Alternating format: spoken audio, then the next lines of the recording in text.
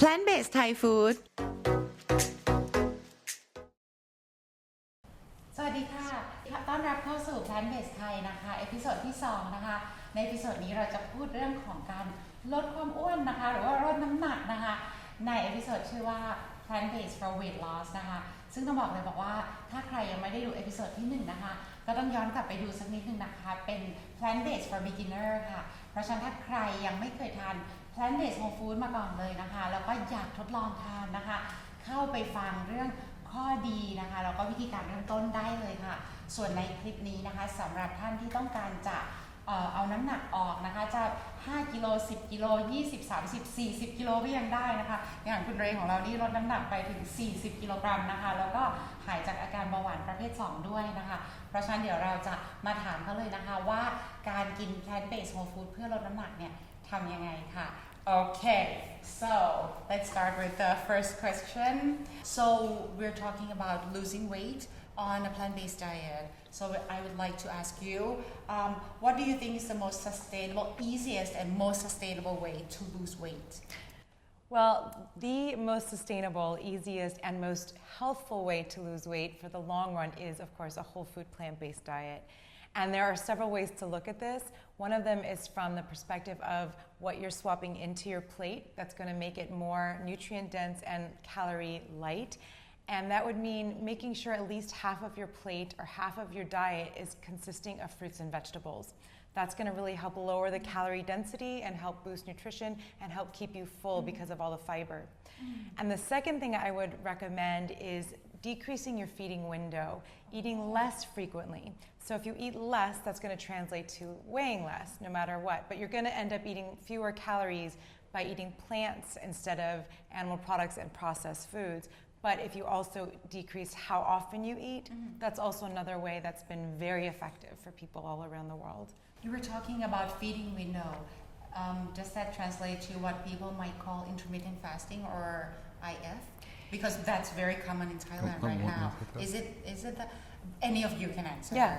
Yes. Yeah, so intermittent fasting is now the new slang term, at least when we're recording this.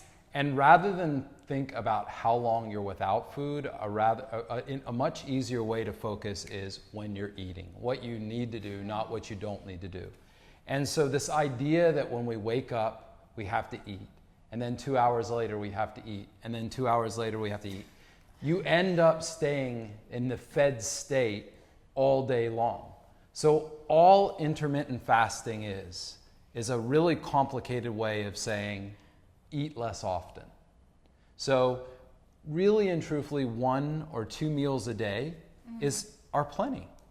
You know? What about breakfast is the most important meal of the day? Like we grow up on that in Thailand. Is it true? No, it turns out not to be true. It isn't that eating earlier isn't better, but not eating technically breakfast, break, fast. Whatever you eat the first meal of the day, no matter what time it is, it's break fast. So, you know, this is the again, breakfast, lunch, and dinner are ways that restaurants know what to serve us. It's not that we need to eat these certain kinds of foods certain times of day. We're humans. We can eat any meal at any time, and we can fast for so long too, and we don't die that easily without food, right? Right. I've been quite a while. Okay. Wow. We have to touch on that because he has been fasting. Fasting for 24 days. 24 days. Okay, should we touch on that now? If you want to. Since we are on this topic, because for Thai people, we believe that if we go without food for so long, we will destroy our stomach pretty much. We'll have like ulcers and things like that. It turns out not to be true. Not to be true. I get so many things not to be true. I've been as long as 24 days with just water. Okay. I lost, about nearly a pound a day. Okay. Okay. Why did you do that, first of all? Well, I was doing it for a book. And so it was a medically supervised water fast. And as you know, Dr. Michael Clapper, who you've interviewed, I was at a facility and we were being monitored. I was measuring my metabolism every single day. I was getting over 80 biomarkers and blood tests every 2 weeks, DEXA scans to see how my muscle mass was changing. How was it? It turned out I didn't really lose anything more than if you regularly diet. The idea that muscle scales, it increases when you increase weight and it decreases when you decrease weight, no matter how you do it. Okay? And it turns out if you're eating less frequently, the surprising truth is that your body goes into a conservation mode. We have a paper called Metabolic Winter Hypothesis.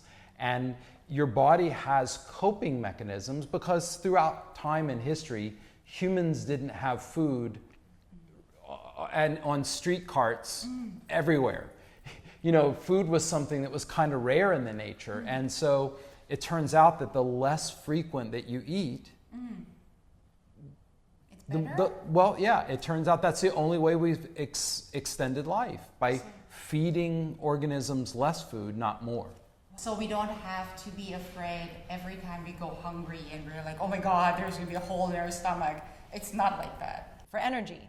So what you don't eat now, I mean, what you eat and you don't need immediately, your body is going to save for times of scarcity. So we're adapted to be able to sustain long periods of time without food. And most people, like I said, in the United States, it's two out of 3 people that are overweight or obese, but around the world, it's still 1 out of 3 people that are overweight or obese. So we all have extra fat on our body. Even if you're lean, we still have extra fat on our body to last a certain period of time. To last a winter, exactly. And even more so, it's actually beneficial because you're giving your body a break from digestion and absorption, which is a very, very intense activity. It takes a lot of energy. So it's actually very healthy for the body to take time off of feeding. It recovers, it repairs, it gets rid of extra cancer cells and bacterial cells, and it's actually a really wonderful thing to give your body a break from eating. Yes. And let me ask you a little bit about calorie density, because the same weight of food doesn't carry the same amount of calorie. Am I saying it wrong? Well, calorie density is the amount of calories by weight. It goes by weight. Say per 1 gram. Right? Per gram, sure, calories per gram. And if you look at the most calorically dense food, the number 1 most calorically dense food would be oils, concentrated oils, because you're taking everything out but the fat from the food. And then if you look at the very low calorie density foods like vegetables, especially vegetables, and as well fruits, those are foods that you could eat a lot of for much fewer calories, and then you get the satiety, you feel full because it fills up your stomach. So I heard that you feel full with weight and volume, right? So the weight from the food, the weight would be It's volume. It's volume, well, right? It's all 3, and it's also hormones. nutrient sensing. Okay. So we have the equivalent of, if you will, taste buds throughout our digestive tract. Even though you don't signal on them, like you can't tell, your body is sensing these things. So one of the problems with calorie density, one of the problems of thinking about food in terms of calories is that it doesn't really help you. And let me give you an example. Sure. For me, I gained 50 pounds over 20 years. Okay. That's 168 extra calories a week, or just 24 calories a day. No one guesses their diet to within 24 calories a day. Wow. So it's much more complicated than that, or we would all be 500 pounds, okay? And so we have a paper that talks about oxidative priority, and maybe that's beyond the scope of this video. But what the takeaway for today is that you can eat nearly unlimited fruits, vegetables, grains, things like rice, potatoes, squash, pumpkin, eggplants, and you're not going to gain weight. But if you want to lose weight, you actually have to eat less. So meaning feeding in less time frame, right? Okay. So think of it this way. If you eat just once a week, it doesn't matter what you eat. You're going to lose weight. Because you're decreasing. You just can't eat enough during that one meal Right. to sustain yourself.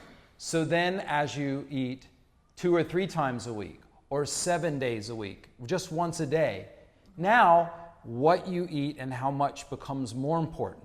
But then when you eat more than one time in a day, or 6 times in a day, or all day, now everything you eat is critically important. Right. So it's counterintuitive, but the simplest way to diet is to just eat less frequently. Then it doesn't matter so much what you eat. Because you can't, and then you're not counting calories, right? I think this will be so easy for Thais because to understand, I'm not sure not to do, but to understand, because it's the way of the monks. So Yes. Right. They eat once or twice a day, and they can't eat in the afternoon. Right. So they have to fast until in the morning they have to go out and beg for food. So actually they have to exercise before they get to eat. Right. And one of the recent stories in the New York Times, just in the last 2 or 3 weeks in the New York Times, is the fact that monks are increasingly becoming more overweight. And one of the reasons why is the baskets are now being full. They traditionally were full of traditional food. Now it's energy drinks, sweet and sugar drinks, fatty foods, fried foods, and they're having the same problem even though their eating frequency hasn't changed. Right. It's always food. It's always food. If you have weight that you need to lose, you change food. If you are gaining weight, you have to change food. If you want to lose weight, you have to change food. It's not exercise. It's nothing else. Exercise? It's not exercise. So because there is a belief again that if you want to lose weight, you need to exercise. You can't out-exercise your mouth. You just simply can't. There's just not enough. He has an amazing paper on oxidative priority that talks about why, the mechanisms of it, but you just can't. You're not burning enough. It just doesn't work like that. It's not a treadmill like that. So exercise is very important for heart health, for immune system, for everything. There's a million reasons to exercise, for muscle strength. However, for weight loss, irrelevant. We have our clients completely stop exercise during their weight loss period. And they lose weight. And they lose the weight. 0.6 to 0.8 pounds a day. Wow. That's Everyone. like 0.3 kilograms a day. So for people, you were talking about the food that they could eat every day, pretty much their fruits, their vegetables, their legume, and still not gain weight. How about the method of cooking? The oil, the salt, the sugar, is there a limit on that? Can if people are trying to lose weight, not just maintaining weight, how much oil can they eat? Can they eat a lot of nuts, and how about avocados? Yes. Things like that. So, so one way to think about it this way is that when you start cooking with oil, you really don't have a good control of how much oil goes into the food. If I put a teaspoon, and let me put this in perspective back to exercise. In terms of running, if you actually do the calculations we do in the thing, in terms of running for an hour versus just sitting on the couch, the difference in running for an hour at 5 miles an hour, running 5 miles, which is a slow pace, the difference is less than a half teaspoon of olive oil in fat. Oh my God. So you could sit on the couch and literally eat a half teaspoon of sesame oil, a half teaspoon less of coconut oil, a half teaspoon less of olive oil, and be equivalent. As thin. Right. So, but this is not to try to make people feel afraid of fat. It's not that you have to take fat completely out of your diet. It's just recognizing that when you squeeze it out of a fruit and it's sugar water, and you squeeze it out of a coconut, or you squeeze it out of an animal, or you squeeze it out of a vegetable and it's oil, or a nut or a seed, or you squeeze it out of the ocean and it's salt. When you concentrate these elements and then put them back in food at levels that are sort of unnatural from what they are, then the chances of over-consuming them increases. So eat peanuts, not peanut oil. Eat soybeans, not soy oil. Eat fruit, not fruit juice. Eat a salty food, chard and celery and some of the more salty foods, or seaweed, not eating salt. So the idea is to bring the food package with the food. Yeah. Right. It's more like back to nature. Yes. Pretty much, and not doing things that are imbalanced. So for the oil, let me ask you about when you're losing weight on a plant-based diet. Do you lose fat or do you lose muscles? Well, our bodies are adapted again to preferentiate fat loss. You're going to use your fat first. So if you want to lose weight, you're going to lose everything, but in proportion. Same as when you gain weight, you don't just gain fat, you gain muscle, you gain everything all at once, and you lose it the same way. So you are ideally going to lose, your body's going to go, oh, I'm going to get rid of this extra fat. That's what's going to happen first and foremost. So you don't have to worry about losing muscle when you're losing weight. And the last question, if not for beauty reasons, who with which health conditions should lose weight? Every single health condition is associated pretty much with, to some extent, with extra weight. A lot of cancers are associated with extra weight, a lot of diabetes, a lot of heart disease, but more importantly even than weight, it's the diet itself. It's what you're putting into your body, what you're not putting into your body. Those things contribute to chronic disease more than any other factor, more than anything, even more than smoking. Yeah, so one way to think about this is that the extra weight is just sort of a visual marker that you're eating the wrong food. You're not broken. You don't have a broken metabolism. You don't have a slow metabolism. It's not that you aren't exercising. If someone is 50 pounds overweight and they inside are a person your size, and we hand you 50 pounds and say, carry it around all day, It's gonna be tough. that would be a lot of work. Well, it's tough for that person. And I think it's wrong to try to look at a person who's overweight and say, oh, well, you don't work out. You don't wiggle enough. And so therefore you're overweight. It's just food. And the problem is that we are very efficient because in nature, there's not a lot to eat. And when we think about it, the only organisms that are obese and sick from food are us and our pets. And they get exactly the same diseases. Pretty much, yes. Let me ask you, it's going to be a challenge for each of you. You've been in Bangkok for a few days, and this is your second time, and this is your third time. Okay, for people who want to lose weight, but they live in Thailand or Bangkok, or they eat Thai food, and they don't cook. And after they watch this clip tomorrow, they have to go out to work, and they have to order lunch at a restaurant. If you were them, what are you going to each order at the restaurant? I would order a starch, so either a rice or a potato, and I would get a plain, and then I would get some big bunch of steamed cooked vegetables, maybe a soup, and I would get a big salad if I could on the side, and I would eat a huge plate of plants. Okay. How about you? I would eat the minimum amount at the restaurant. I would skip the street food for now, and I'd head straight to Big C. Okay, but the point is at your grocery stores, you have the most amazing produce sections of anything I've ever seen. Small packages of food that you can take for lunch. Small packages that you can buy that are already paired. It's so much easier to eat here than in the US. Way easier.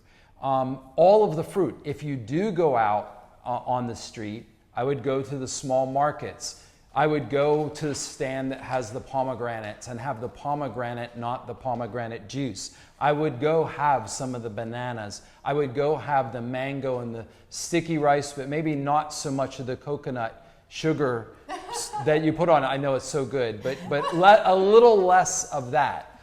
The point here is that everywhere in Bangkok, there is healthy food, but we have to not celebrate every meal. And for most of us that like to work hard, we really don't want to stop to take a break. We kind of just want to work. And so just have a small meal and wait till later when you really have the time to enjoy it and you're not in a hurry. And your body will get used to this. Your body will get used to eating less often. At first, it's like giving up coffee or cigarettes or alcohol. You miss it. And just because your body craves it doesn't mean it's something that's good for you. But then after a few weeks, you find that I just don't need to eat so often.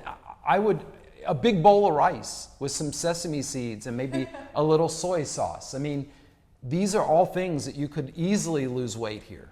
I would say it's 5 to 10 times easier to do it here if you stay out of the restaurants. If you go to the restaurants, It's tougher. I gain weight here. So you have to be really cautious about that. Let's touch on that just a little bit. Salt actually makes you gain weight, but it's not weight from more fat, it's weight from the water that we retain. Can you explain that a little bit? Let me give a really brief first-hand experience. So he was telling me about eating salt in Thailand and having like 2-3 kilograms more of body weight. And then I did that. We had dinner together that was so salty, and I weighed myself, and the next day I weighed 3 kilograms more. It's so scary, but yeah. Yeah, well, not only that, well, it retains fluids. So you're holding in those fluids, and fluids weigh a lot. Fluids are very heavy. Most of our body is made out of water.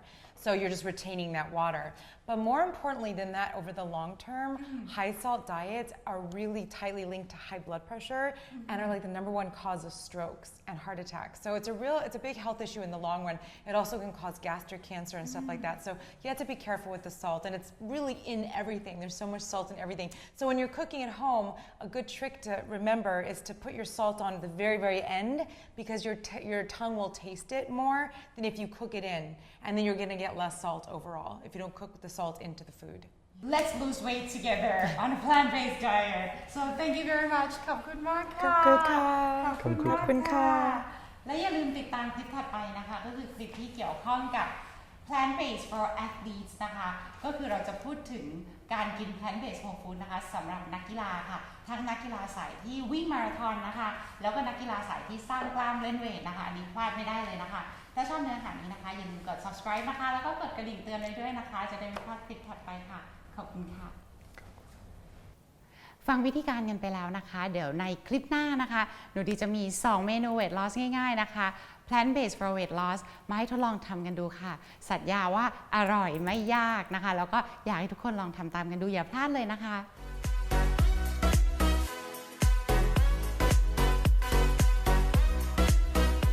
Plant-based Thai food